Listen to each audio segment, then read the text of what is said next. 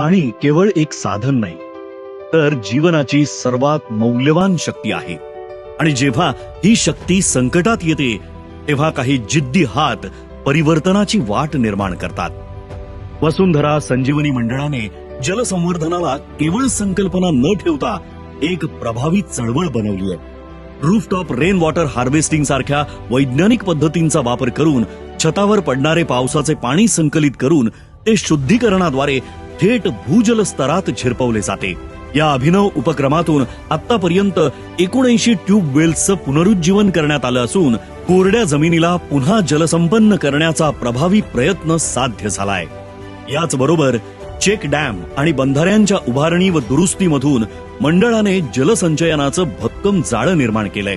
मुरबाड आणि शहापूर सारख्या भागांमध्ये जिथे मोठ्या धरणांच्या सावलीतही स्थानिकांना पाण्याची टंचाई भासते, तिथे गेल्या 10 वर्षात 44 चेक डॅम उभारून कोट्यवधी लिटर पाण्याचा साठा निर्माण करण्यात आलाय. आणि आजही अनेक प्रकल्प प्रगतीपथावर आहेत. जुने नादुरुस्त बंधारे यांना नवसंजीवनी देत कमी खर्चात मोठा परिणाम घडवण्याचा हा उपक्रम म्हणजे खऱ्या अर्थाने शाश्वत विकासाचा आदर्श आहे. जिथे प्रत्येक थेंब जपला जातो, तिथेच भविष्य सुरक्षित होतं. अशा या प्रेरणादायी, दूरदर्शी आणि समाजाला जीवनदायी दिशा देणाऱ्या कार्यासाठी कैलासवासी लक्ष्मणराव मानकर स्मृती संस्थेच्या वतीने वसुंधरा संजीवनी मंडळाचा आम्ही अत्यंत अभिमानाने आणि कृतज्ञतापूर्वक गौरव करीत आहोत. वसुंधरा संजीवनी मंडळ समाज आणि पर्यावरण यांच्यात संतुलन राखण्याचं महत्त्वपूर्ण काम करत आहे.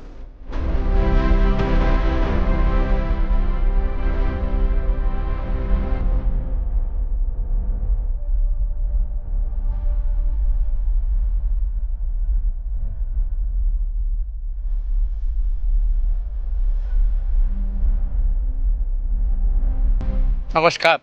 आयुष्यामध्ये पुरस्कार खूप मिळाले. वसुंधरा संजीवनी मंडळाला यापूर्वी 45-46 पुरस्कार मिळाले.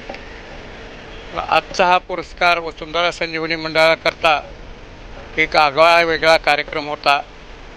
याच्यातनं आम्हाला खूप मोठ्या प्रमाणात प्रेरणा मिळालेली आहे, प्रोत्साहन मिळालेलं आहे. आमच्या कामाची दाद कोणीतरी घेतली, याच्यामुळे आमचा उमेद उत्साह वाढणार आहे. आणि अशा प्रकारचे चांगल्या संस्थांचा सत्कार करणारे कार्यक्रम होत राहणं हे त्या संस्थेच्या सगळ्या कार्यकर्त्यांकरता एक प्रेरणादायी गोष्ट म्हणून ठरू शकते. एका गोष्टीचा उल्लेख महत्त्वाचा आहे की राष्ट्रीय स्वयंसेवक संघाचे सरसंघचालक पूजनीय भागवत यांच्या हस्ते हा पुरस्कार मिळाला ही माझ्या आयुष्यामध्ये एक अभूतपूर्व गोष्ट आहे आणि ही मी कधीही विसरणार नाही. धन्यवाद.